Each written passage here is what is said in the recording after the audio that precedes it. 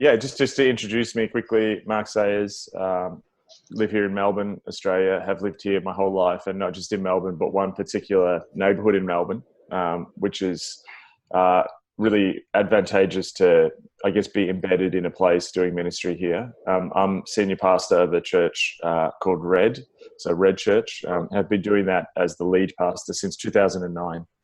And when I'm not doing that, I guess one of the things that God has opened up for me is speaking around the world. Really, I guess my primary interest is spiritual renewal and how that links to what's happening globally. Just to begin too, one thing I think in the last sort of 12 months, I've stopped. People got me to come in and speak about what's happening in the West, as in what does the church look like in the West. But it's been really interesting in the last 12 months hearing and speaking with lots of people in other contexts that we would not traditionally call the West, who are starting to wrestle with the same dynamics that we're now wrestling with in places like Seattle and Melbourne. So I actually think it's about global culture at the moment.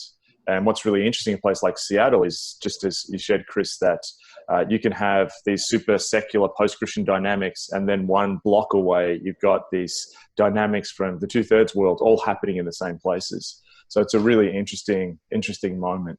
So just to, I guess, outlay one of my primary arguments for understanding ministry in this moment is, I think to understand spiritual renewal, there's a relationship between what God wants to do and then what's happening culturally. And I think that, throughout history, there's always cultural change happening.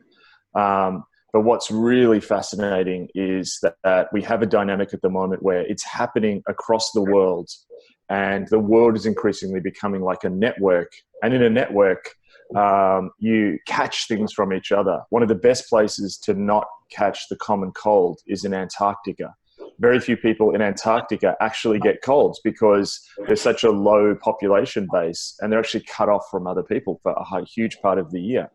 But probably an airport in a place like Dubai, where you've got people coming from all around the world, is one of the worst places to catch illness. I always find that when I travel, I come back and I get sick often in the week or two after that, because you're just bumping up against people and touching handrails. So I think that's happening globally at the moment. So just to sort of tease that out a bit more, I believe that we're in an unprecedented era of change. And it's just really the beginning. And that's happening on multiple levels. You guys are at one of the ground zero points of change, being in Seattle with technology.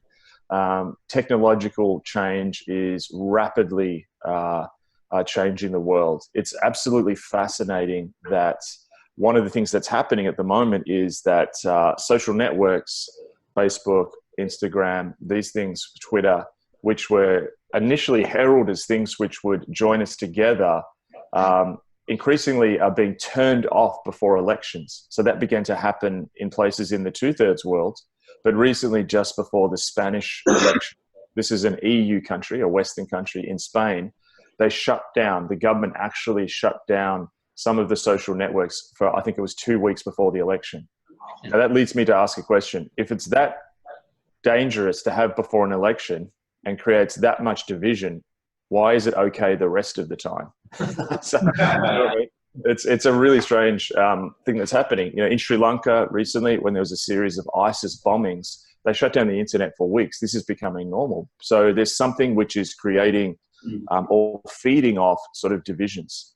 So we have technological change. We also have cultural change that's being brought about by the reality that as we move around more, we're closer to the rest of the world.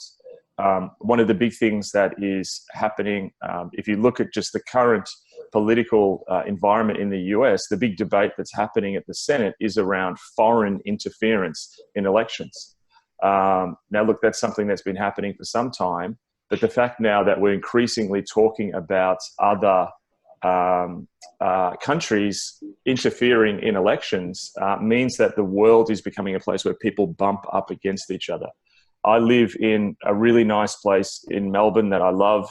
That's always what I've loved about it, is it's just quiet. We're just in the city, but in just this bit, which just seems to be quiet. As a teenager, I was always bored. Everything exciting in the world seemed far away.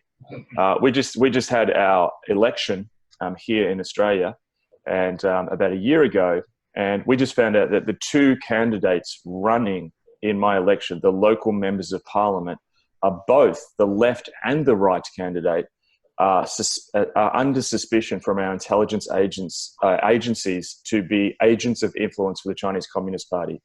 We just had a bombshell report that the Chinese Communist Party, a leak was revealed that the Chinese Communist Party was actually trying to fund a candidate in my area who also then a few weeks later actually turned up dead in mysterious circumstances in a hotel in Melbourne. This is my neighborhood. This is like where I went to the mall. And you've got people in Melbourne now like freaking out about, what's the influence of the Chinese Communist Party in my city. It's really strange. So the world's getting closer, and this is creating all kinds of friction. The third level of cultural change is profound cultural change in what it is to be an individual, what it is to have human flourishing.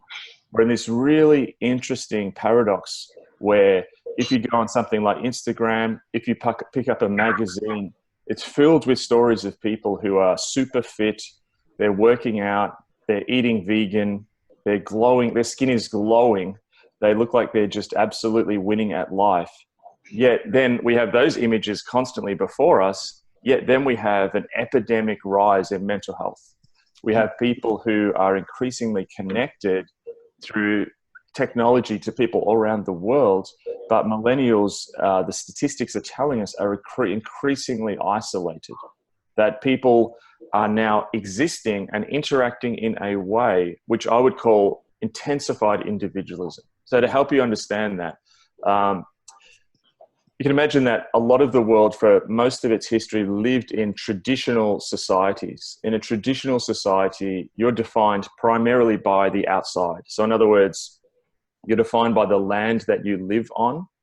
You're defined by your tribal kinship structure. And you're defined often by a religion or a large story which tells you who you are. And you do a job normally because, well, if you're a man in a traditional society, often you do the job that your father did. It's just, there's no choice in the matter. That's probably what you're going to do. And often if you're a female, you don't do a job. We had then a shift. The modern world was a shift from that story to individualism. And what was interesting about individualism, which you could argue existed for a century or so, was that it realized that it increased people's freedom. So in a sense, you could choose what job you were going to do, you could choose where you were going to live, you could define your life in some ways, but there were these replacements for the lack of meaning that comes when you have more freedom. So the story of the modern world is we want more freedom, but when we increase our freedom, often we then decrease our meaning. So people in traditional societies have little difficulty finding meaning. They live in a meaning-rich world. But as we moved into the modern age, we had to then sort of make up for that deficit. So near me is just about 2 miles that way is the local sort of center of this part of town, which is now filled with skyscrapers. It's amazing, filled with Chinese money, completely changed. But in the 1950s, there was basically a sort of series of photos. And coming down the main street, it was like I think it was the anniversary of the founding of this part of Melbourne. And you had the Masonic Lodge had like a float, like, I don't know if you call them floats, like when you go to a parade. You had like the Country Women's Association, even though it wasn't a country, there was a Country Women's Association here. You had, the Greek Orthodox community. You had all these different voluntary associations that came together that offered you a sense of meaning that you could choose to join. So you had people like Rotary Club, Probus, Kiwanis, all these different groups. And what's really interesting, churches existed there too. So we went from tradition to then, I'm going to call it individualism, or first stage modern age, where yes, you had more freedom, but you existed in voluntary associations. Now, Robert Putnam wrote a book called Bowling Alone, and he said the story of our age is actually the decrease of those voluntary associations. So people interact with church differently, and churches declined in attendance, but so has Rotary, so has the Masonic Lodges. All of those groups are actually dropping in numbers. Now, what we're doing now is we're moving into a new stage, which is what I would call intensified individualism. intensified individualism where you don't have those mediating institutions. You're an individual operating alone. Social media, according to Shoshana Zuboff, who's written a lot about social media and big tech, is actually something which is initially tried to make up for that deficit. People want increased freedom and they have more choice, but we've moved from this stage where individualism was an okay balance. I've got more freedom, which is good, but then I've also got institutions and social networks where I can, in real time, if I turn up to a Rotary Club every week and sit on a committee, it gives me a sense of meaning. That's gone now. We now have the new reality is that the increasing dominant households in cities around the Western world is actually one person living alone. And so some of what you just talked about there before, Chris, of people coming to the city for a year, this is a new dynamic. And I was in San Francisco in January, and I've been going to San Francisco for since the early 1990s. In the early 1990s, I came over and did a missions trip just out of in between college and high school, and it was to work in an area which was gang affected, quite an impoverished area.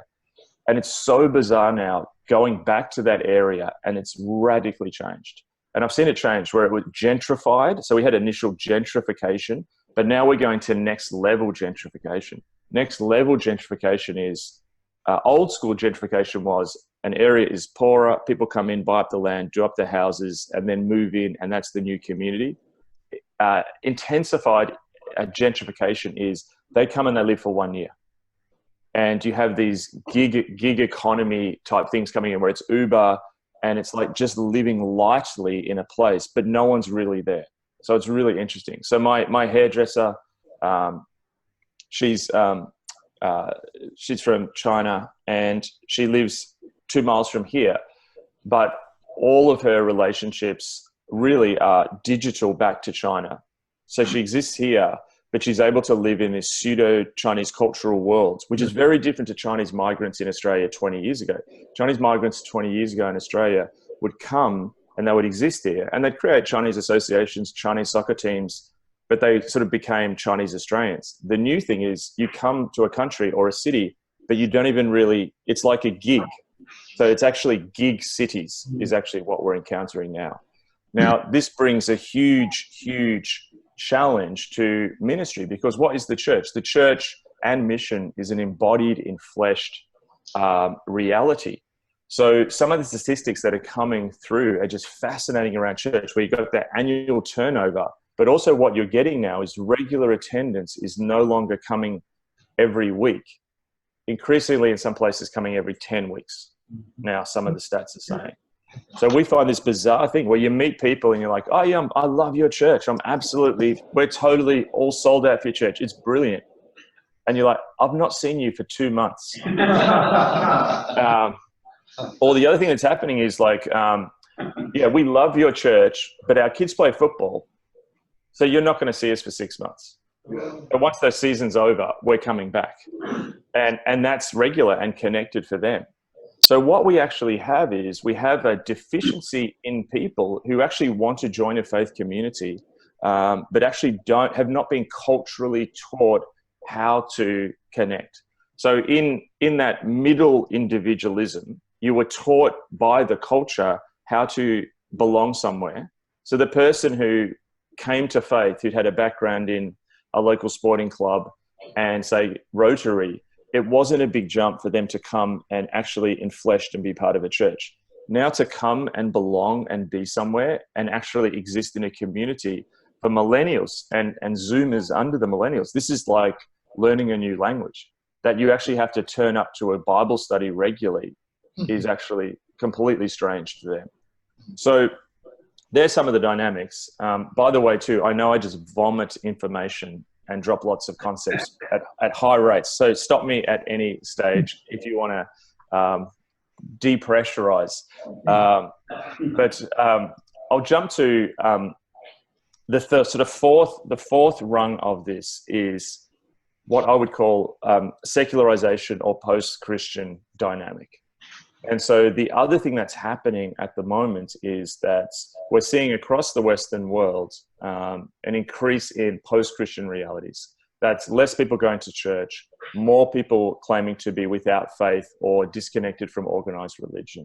And that's a dynamic that's happening across the board. So that those sort of four disruptors, if you like, are radically changing things. So most people see these dynamics and freak out.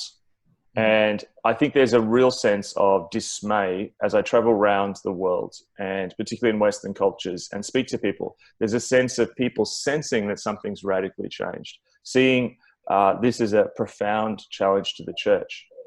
But I believe in the last 3 years, we've actually turned a corner, and we're in the process of corners being turned.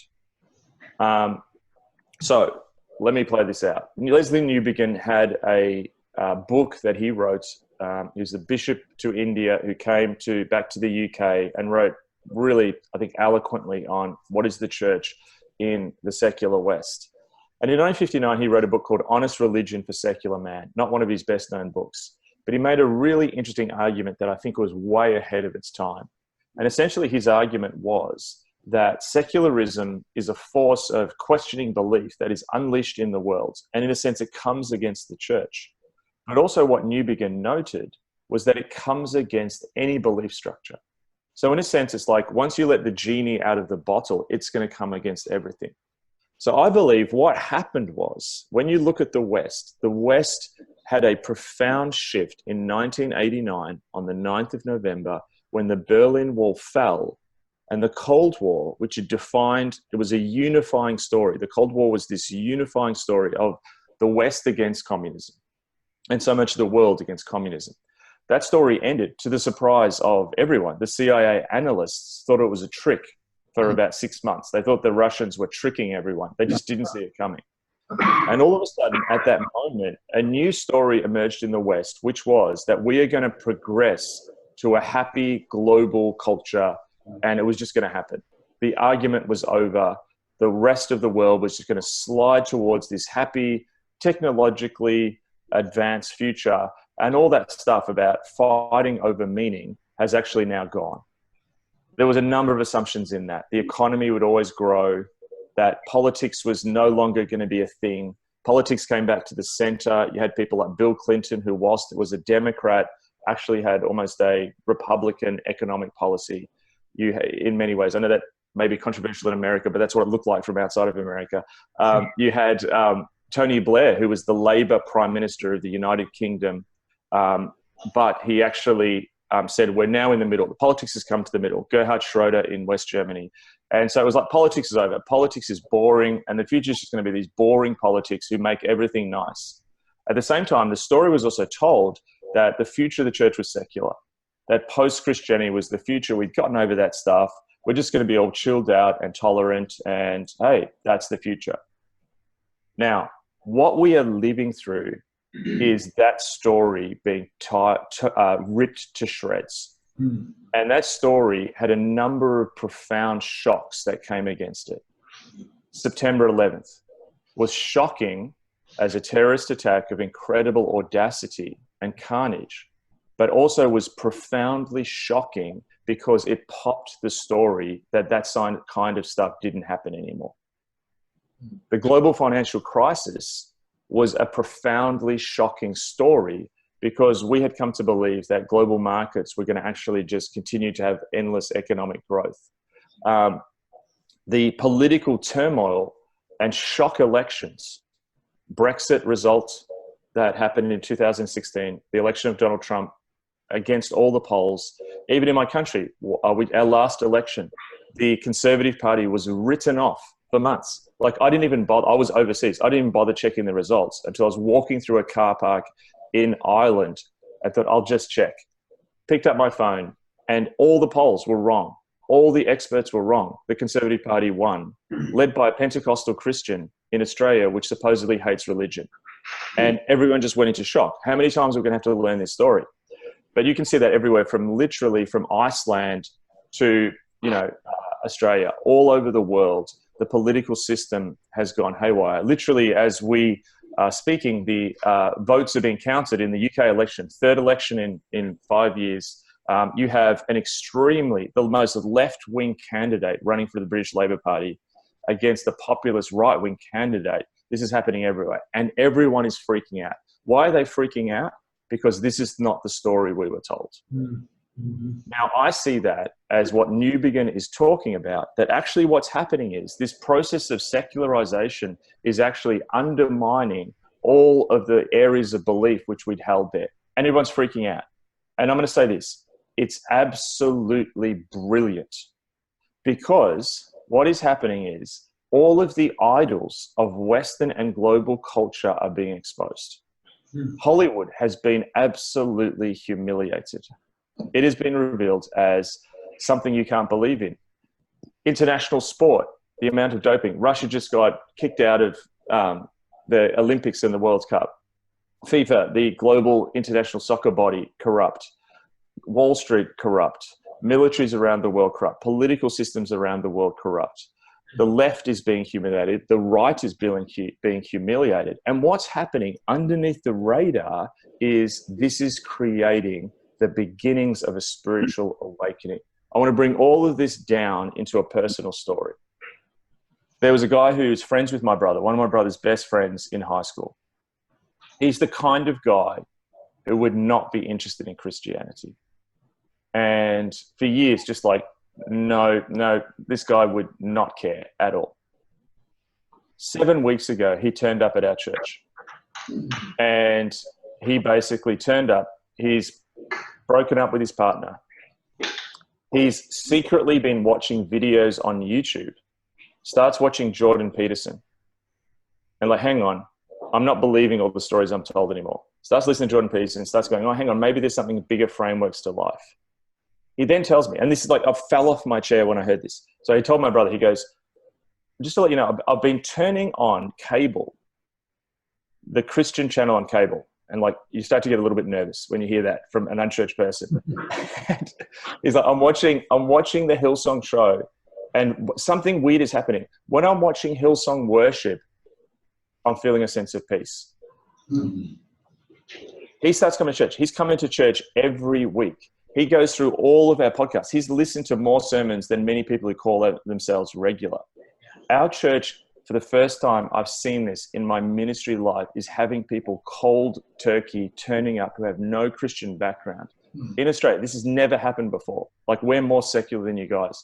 Because the Anglican cathedrals around Australia are having to run alpha courses because people are walking off the street saying, basically, I don't believe the story anymore. Bizarrely, whatever's going on there, the Kanye West story is a cultural indicator. The fact that the world's leading cultural artist has gone on this bizarre journey, sort of getting cancelled, this weird political thing happening, and then getting saved in the midst of doing these sort of revival type concert. What the heck are they at the Forum in LA? That's actually a cultural indicator. And it's so bizarre because two things happen at once. We have famous Christian pastors who are deconstructing their faith and heading out the door, as we've got people who are exploring faith coming in the door like that. This is the new dynamic. It's not going to be just one thing. There's multiple things happening. Christos Sloikos is one of Australia's most celebrated authors, super left-wing guy. Did a movie called Head On, super left-wing guy, basically a Marxist. I'm reading an article by him last week in the Australian Greek newspaper, and he's sharing how he started like reading the Bible again. He walks into a bookstore and says, how can I read Paul's letter to Corinth? And the guy behind the desk, like, I got no idea. He starts reading Paul's letter, and he's saying that my whole life I was against religious Puritans, but now the religious Puritans are in the culture, and now I'm being drawn back to the Apostle Paul. Mm-hmm. I'm falling off my chair reading this. Now, he's not a Christian yet, but he's actually just said he started going to a little chapel near his work and praying. Like, what? This is insane to me. Like, what is going on? This is breaking all of the missional rules that I was told. Mm-hmm. Now, the reason is that I think what happens is, if you look at moments of intense globalization, when meaning is falling, when people no longer have anything to trust, at those moments, God actually breaks out renewals. Yeah. The secular story was a post-Christian renewal story, and it's a revival that is failing. Rome promised the peace of Caesar. It promised a dominant meta-narrative. And as that meta-narrative became humiliated by a whole variety of things, corruption in the Roman Empire, the Germans beginning to come into the Roman Empire, what is it to be Roman? As it became more diverse, their ability to hold together that one story fell. And at that moment, that's when the early church begins to spread. In the 14th century, when Europe had been destroyed by the plagues, by wars, you start to see this turning, this spiritual renewal. In the 18th century, when we had the first wave of globalization, as people went to places like America, when slaves were sent to the Caribbean, when people who my ancestors were actually the working class people of the UK were actually sent to the other side of the world to disappear and be forgotten. At that moment, when the parish system no longer worked, when people's identity couldn't be found in where they'd come from, that's the moment that God raises a Wesley, a Jonathan Edwards. And I believe we're actually moving to one of those times again. But we have to change our vision and not freak out with the culture, and instead see, what if we're at a moment where God is humiliating every kind of idol in the world? And as Newbegin said, what if all that's going to be left is that people can only believe in the power of God? I'll stop there. That's awesome. That's good. Wow, thank you. Yeah. So sorry, I'm turning this around just so it's not overly awkward for you, Mark. Thank you, Mark. So Mark, as you talk about, and I'm going to forget the reference now, but I remember you were sharing about, you were reading somebody's, I don't think it was Wesley, but they were asking God, Lord, how much should I eat today? Wilberforce. Wilberforce, there you go. Could you speak a little bit to, okay, these things are crumbling, but I also see that, as a church, we've become dependent on that secular worldview to identify ourselves. Yes. Right? So totally. So how do we shift our sense of identity in terms of who are we? And how do we start to rebuild that? Obviously, the name of your book is Reappearing Church. What does that look like? Give us a little bit of direction on that. Yeah. So I love the Wilberforce story of Wilberforce keeping a diary of how much food he would consume. Now, the reason he did that was William Wilberforce was a British parliamentarian in the 18th century who was one of the architects of dismantling the British slave trade. And what's so interesting is he would be invited to all these dinners. And really what those dinners were about was about currying favor with him. Lobbyists would invite Wilberforce to dinner and basically feed him all this fantastic food at a time when there wasn't heaps of great food around. And he kept a discipline of how much he ate because he was doing an internal renewal of his faith at the same time he was pursuing external renewal. And one of the things that you look at is that renewal and revival, awakening, whatever you want to call it, always begins with an internal personal renewal. That when a culture goes crazy, God makes you personally sane. Now, you might look crazy to the culture, but all renewals, all corporate change begins with personal renewal. Martin Lloyd-Jones said that, revivals begin when men and women get to the end of themselves. And so basically, a renewal is when we focus upon God and we exclude idols. So for those cultural idols to die, they first have to die in ourselves. So I see that what's happening at the moment, that the moment of us freaking out, going, oh my goodness, how do we deal with this? And if I can just speak to the American church, because you guys are all in America, I sense as I've been there, a profound panic. The cultural, Peter Turchin, who is I don't know how to describe him, he's a sociologist, historian who measures cultural discord and cultural polarity, says that currently America's cultural polarity and clashing is the highest it's been since just before the Civil War. Now, at moments like that, you can panic. You can feel like, what's happening to the church? What's happening?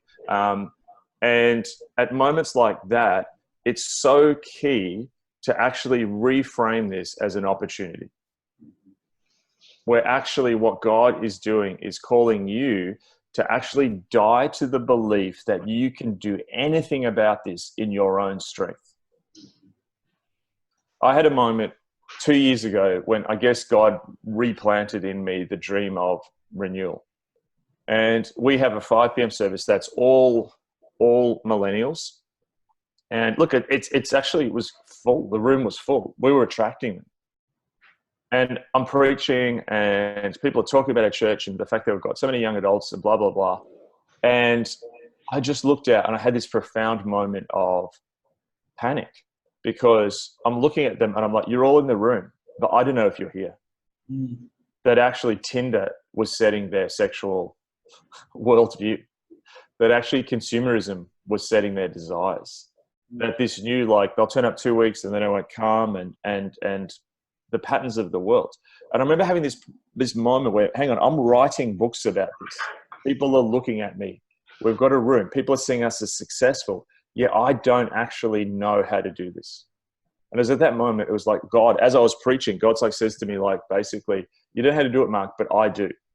You've got to die to the fact that you can leverage this. You can come up with the next great thing about this. And so I actually feel that the United States has been so utterly fantastic for the last half century, the American century, of being at the forefront of, particularly in the English-speaking world, providing conferences, speakers, authors, books, resources, mission funding.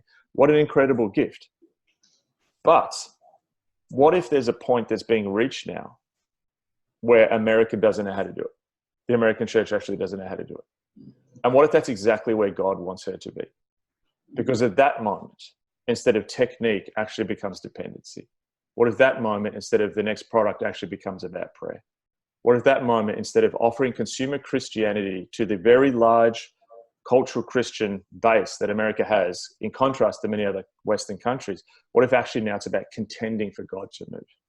And so what's happened in Australia, where we are ahead of you guys, is I just did a tour with Dave Kinnaman, who's the president of the Barna Group here, on their new research, Faith in Exiles. And what's really interesting, I don't forgot just hold on one sec, I'll grab a statistic. Think of some questions too. Didn't have to go far. That's what they did, is they interviewed Christians, I think it was in 26 countries, who had been either born into the church or Christian at some stage in the millennial age group, 18 to 35. And what they discovered was that there's 4 key groups that emerge. Number one was prodigals, who are people who were Christian in the millennial age group, who are no longer Christian anymore. They would say, we've deconverted. So in America, 22% of Christians millennial Christians, people who are millennials who are Christian at some stage, 22% have deconverted. Now in Australia, that's much higher. It's 38%. So we have a lot more people who are like, I'm no longer a Christian. Then they have nomads, is their term. And what nomads are, really interesting, is people who still have belief, but they're the people who, because they did sport or they just stopped coming regularly, they believe, but they no longer belong. So they're not embedded in a faith community. Now, in the US, that's 30%. In Australia, it's 32%. So in Australia, 70% of our millennials have actually left. In the US, 52% have left. Now, this is interesting. So another group they found were what they called habitual churchgoers. I would use the term cultural Christians. These are people who are in your churches. But when Barna did the research over what they actually believe and their actual biblical worldview is lacking, you would not call them Orthodox Christians. 38% of people in your church in the millennial age group, and this will be the next generation, they're moving into power now. 38% of them are basically not biblical Christians. That's a sobering thought, that when you look out and you look at that group in your church and you think, I've got them. You actually haven't got them. In Australia, that's much lower. That's only 22%. So America, the difference America has to most of the other Western nations, and even from Brazil to Mexico, is that there's a much larger group of cultural Christians in the US, but that is beginning to drop rapidly. And that's a game changer, because most of the church growth theory that has come out of the United States is based on how do we do better church for habitual churchgoers. But what we're learning is the more you do better church, it isn't turning these people into biblical Christians. Then the last group is the resilient disciples. The resilient disciples are people who are in the millennial age group who are genuine Christians. Like, they're living a biblical worldview. They're sharing their faith. They're helping the poor. They read their Bible. They have an intimate life with Jesus. Now, what's so interesting, and this is what I get excited about, is I was with Dave Kinnaman and his team in Ventura in California when this stats came in, like some of these stats came in, that actually what's happening is the pressure of post-Christian reality is making them better disciples. So that group of resilient disciples, they're becoming better Christians because of the pressure of secularism. And they're at the point, and this is now the young adults in my church. They're possibly the only one of their friends who's a Christian. And they've gone like, okay, I'm going to be a Christian and I'm going to be unpopular. So let's go for it. And in the United States, that's 10%. In Australia, it's 8%. Now, my belief is, when I've studied revivals, renewals, awakenings, turnarounds of the church, the game is not flipping those 38% of habitual Christians to be more Christian. It's actually pouring fertilizer on the 10% of resilient disciples in the American church and the 8% in Australia. Renewal comes to individuals. When people who are going through personal renewal gather together, they form a remnant. And remnants are the foundations out of which God springs renewals and revivals. And so there needs to be a strategic shift here where we're less and less catering to the whims and wants of habitual Christians who are shaped by consumerism and forms of Christian consumerism, to actually, how do we build and gather the resilient disciples? How do we keep the renewal that God's doing in them? How do we help that to keep going? And how do we gather them? So that's been the huge pivot that's happening. So the strange thing that's happening in Melbourne, again, I'm seeing this, and I'm seeing this in the UK, I'm seeing this in New Zealand, is like there is literally houses on nights opening of millennials from different churches, different backgrounds, coming together and literally for 3 hours just praying and crying out to God and worshiping. And I've never seen this. I was in Worcester in the west of England last year and went along to Worcester Cathedral. And what's happening in the UK is that people are getting so desperate that they're saying, it doesn't matter what denomination you're from, we're going to open up the local cathedral, and for 2 hours, we're just going to cry out to God for actual Britain to be renewed. And so I went along to this with Pete Gregg, who runs 24/7 prayer. And you're literally there. You've got this Pentecostal pastor next to you. On the left, you've got an Anglican bishop. There's actually the Salvation Army band playing. There's like Catholics turning up. It's like this thing. And everyone's just crying out for God to move. And that's the gathering of the remnant. So this is a profound change that I think it's easier for us in Australia and the UK and Canada to get our heads around, because we already see ourselves as having very little influence and power and resources. But I think this is coming to the US church, and this is a profound shift of thinking that needs to happen. Mm-hmm. That's good. Any questions, guys? Is there a question out there?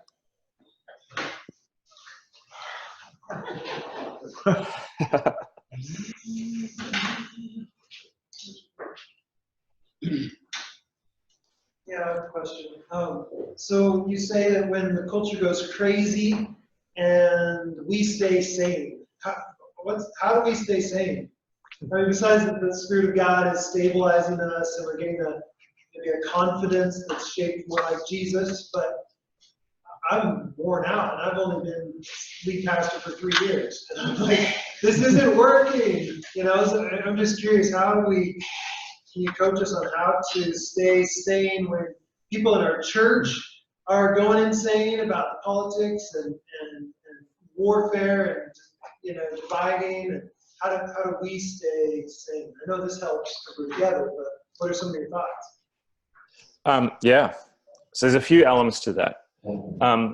Number one is ultimately it's abiding in the vine. This is pushing it back to the fact that the myth that we can keep everyone happy is being absolutely destroyed. Right. When you had a fairly unified culture where politics wasn't as politics is going to be boring now. Like, yeah, you could get up and give your message and it's all good. But what's happening now is that the voice of him has to be louder than the cacophony all around you. And so this is where I see these things. And just to give an example, like I'm more and more struck by the story of David. David turns up to that battle and the Israelite army is terrified, absolutely intimidated and terrified. You know, you've got Goliath there. He's just shouting intimidation. And what's so interesting is the Israelite army doesn't know what to do. And who comes along? This kid. Where's he being formed? He's not being formed in the midst of the army. He doesn't have the voice of the troops. He's not affected by the esprit de corps of the morale of the troops.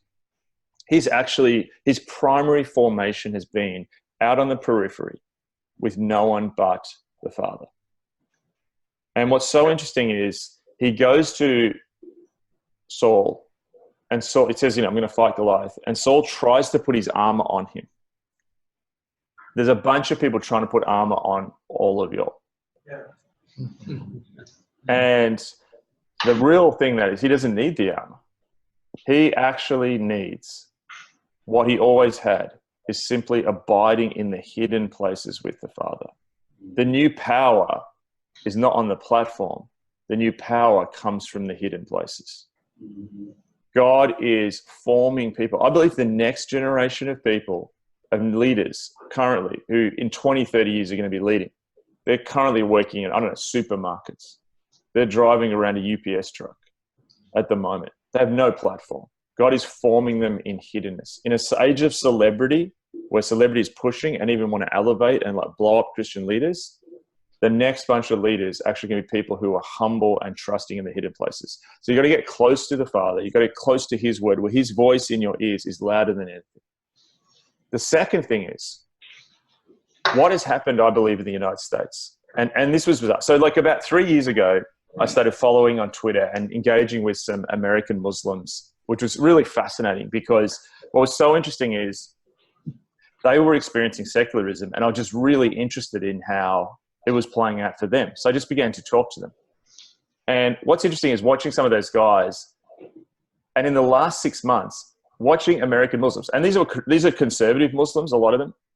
And what's so fascinating is seeing this American Muslim community being absolutely torn apart and being split down left-right axis. It's just blowing my mind, like, and trolling each other now. Like, they were all like friends, like we're all part of the Ummah, and now they're like trolling each other and blocking each other on Twitter. It's just like, this is crazy. Like, so this is happening in conservative Muslim, you know, like this culture, which has actually got a lot of walls to protect itself from American culture.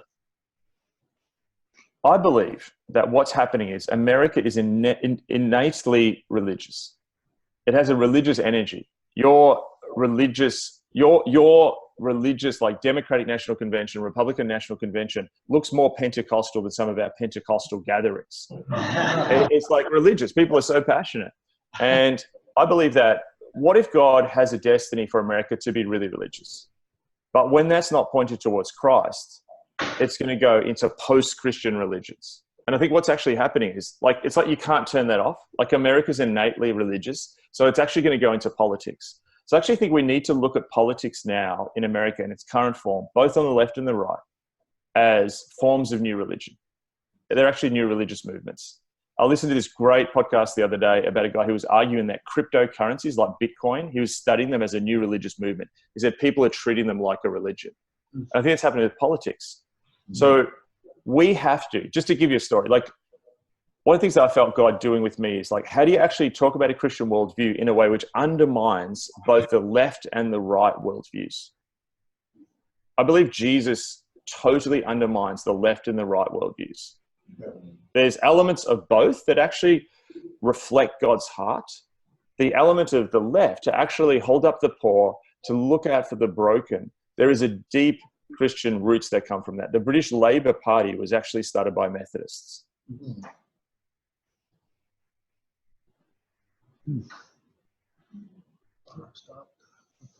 Uh-oh. Mark, you're not blinking. I think we lost you, Mark. Australia is gone. We've heard that anyway.